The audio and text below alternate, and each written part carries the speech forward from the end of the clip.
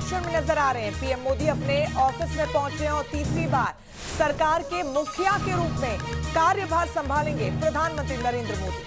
ये बड़ी खबर इस वक्त आपको बता दें, पीएमओ पहुंच चुके हैं प्रधानमंत्री नरेंद्र मोदी। तीसरी बार कल उन्होंने प्रधानमंत्री पद की शपथ ली है और आज पीएमओ पहुंचे हैं। शाम को कैबिनेट की पहली बैठक होगी, लेकिन उससे पहले आज वो पीएमओ पहुंच चुके हैं। यहां पर तीसरी बार अपना कार्यभार संभालेंगे। थोड़ी देर में वो तस्वीरें भी सामने आएंगी।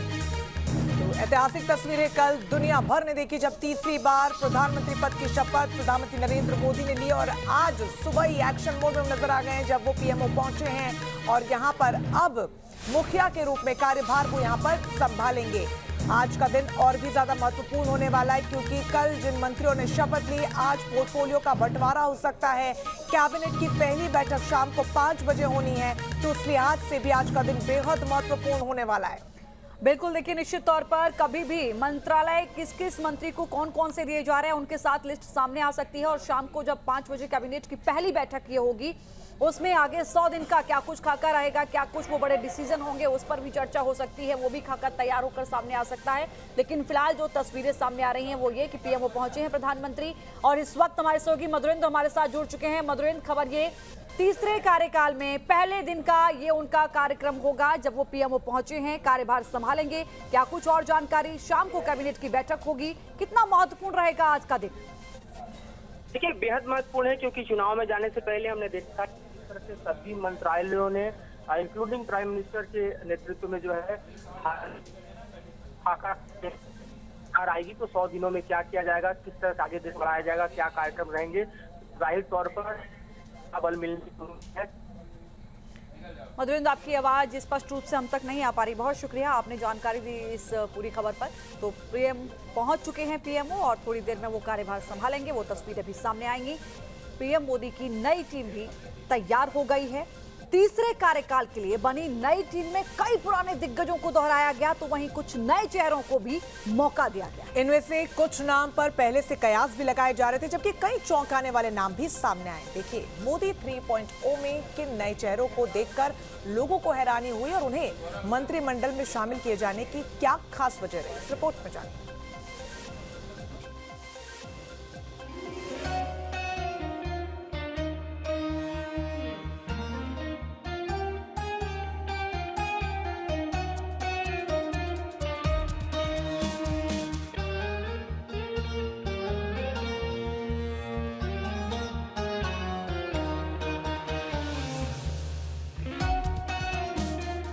मैं नरेंद्र दामोदर दास मोदी। टीम मोदी का चुनाव, चौंकाने वाले चेहरों पर दांव। प्रधानमंत्री के तौर पर नरेंद्र मोदी का तीसरा और ऐतिहासिक कार्यकाल शुरू हो रहा है। जाहिर है पीएम मोदी ने अपनी इस टीम का चुनाव काफी मंथन के बाद किया होगा। इसके बाद जिस खास टीम को चुना गया है उसमें कई नाम ऐसे हैं जिन्हें पहली बार इतनी बड़ी जिम्मेदारी मिली है, तो इसमें कुछ चौंकाने वाले नाम भी शामिल हैं। पीएम मोदी ने अपनी नई टीम के लिए पार्टी से जिन चेहरों पर दांव लगाया है उनमें रक्षा खडसे, रवनीत बिट्टू, हर्ष मल्होत्रा, सुरेश गोपी, बंडी संजय, शोभा करंदलाजे।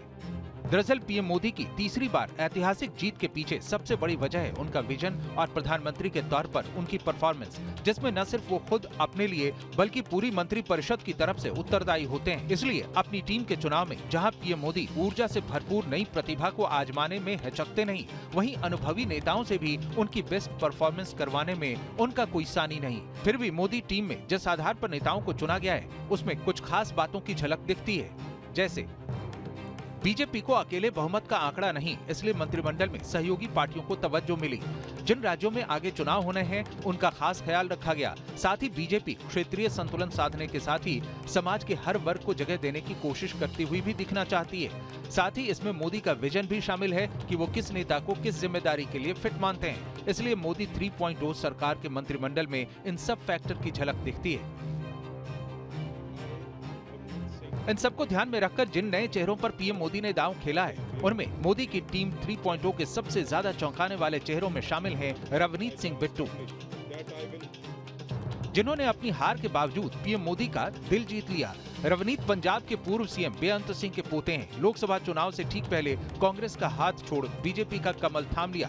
लुधियाना से लड़े भी, हालांकि जीत नहीं पाए, लेकिन इसके बावजूद नरेंद्र मोदी ने उन्हें अपनी टीम में शामिल करने का फैसला किया है। रवनीत बिट्टू का दिल्ली की सड़क पर दौड़ने वाला वीडियो वायरल हो गया है। दरअसल पीएमओ से फोन आने पर जब चाय पर चर्चा के लिए वो निकले तो बिट्टू की गाड़ी जाम में फंस गई। तब उन्होंने दौड़ लगा दी और वक्त पर बैठक में पहुंचे। चौंकाने वाले चेहरों में अगला नाम है रक्षा निखिल खडसे का, जिन्होंने महाराष्ट्र के रावेर लोकसभा सीट से जीत की हैट्रिक लगाई है। रक्षा खडसे दिग्गज नेता एकनाथ खडसे की बहू हैं।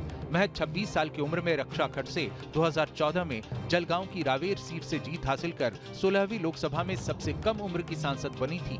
रक्षा ने अपने सियासी सफर की शुरुआत पंचायत चुनावों से की थी, जिसके बाद वो जलगांव जिला परिषद के लिए चुनी गयी। यानी रक्षा खडसे का सफर जो सरपंच से शुरू हुआ, अब वो कैबिनेट की जिम्मेदारी संभालेंगी। इसी तरह अगर दक्षिण भारत की बात करें तो लोकसभा चुनाव में सुरेश गोपी ने केरल में बीजेपी के लिए त्रिशूर सीट जीतकर इतिहास रच दिया। सुरेश गोपी ने 250 से ज्यादा मलयालम फिल्मों में काम किया है। अभिनेता से नेता बने सुरेश गोपी की जीत ने केरल में बीजेपी का खाता खोल दिया, लेकिन उन्होंने खुद अनुरोध किया कि उन्हें एक मंत्रालय तक ही सीमित न रखा जाए। एक सांसद के रूप में वो अपनी ज्यादा बड़ी भूमिका देखते हैं, लेकिन इसके बावजूद सुरेश गोपी को मंत्रिमंडल में शामिल किया गया है।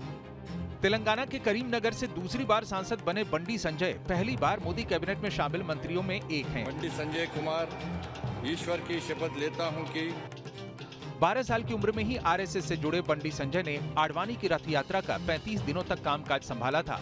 बंडी ने करीमनगर में कांग्रेस को हराकर एक बार फिर जीत का परचम लहराया है। उनके जुझारू व्यक्तित्व को एक बार फिर बड़ी जिम्मेदारी मिली है। अगर बीजेपी के सहयोगी दलों से नई कैबिनेट में शामिल किए गए ऐसे चौंकाने वाले चेहरों की बात करें तो इस चुनाव में एनडीए में दूसरी सबसे बड़ी पार्टी के रूप में उभरी टीडीपी और टीडीपी की तरफ से राम मोहन नायडू किंजरापू मोदी कैबिनेट में शामिल हुए हैं। राम मोहन चंद्रबाबू नायडू के करीबी हैं। बेहद कठिन वक्त में उन्होंने चंद्रबाबू का साथ दिया। आंध्र प्रदेश की श्रीकाकुलम सीट से तीसरी बार चुनकर आए हैं। राम मोहन पूर्व केंद्रीय मंत्री और टीडीपी नेता येरन नायडू के बेटे हैं। 2020 में संसद रत्न पुरस्कार से सम्मानित राम मोहन एमपीए डिग्रीधारी हैं। इसी तरह एनडीए में जेडीयू तीसरी बड़ी पार्टी रही है, इसलिए जेडीयू को मोदी मंत्रिमंडल में तवज्जो मिली।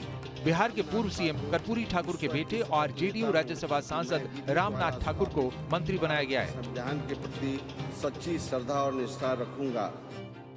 रामनाथ ठाकुर नीतीश और लालू सरकार में मंत्री रह चुके हैं। इससे पहले उनके पिता स्वर्गीय कर्पूरी ठाकुर को भारत रत्न दिया गया था। रामनाथ ठाकुर अति पिछड़ा वर्ग यानी ईबीसी से आते हैं। बिहार में आगामी विधानसभा चुनाव को ध्यान में रखकर उन्हें मंत्रिमंडल में शामिल किया गया है। मोदी सरकार के लिए तीसरा कार्यकाल बड़ी चुनौतियों वाला होगा।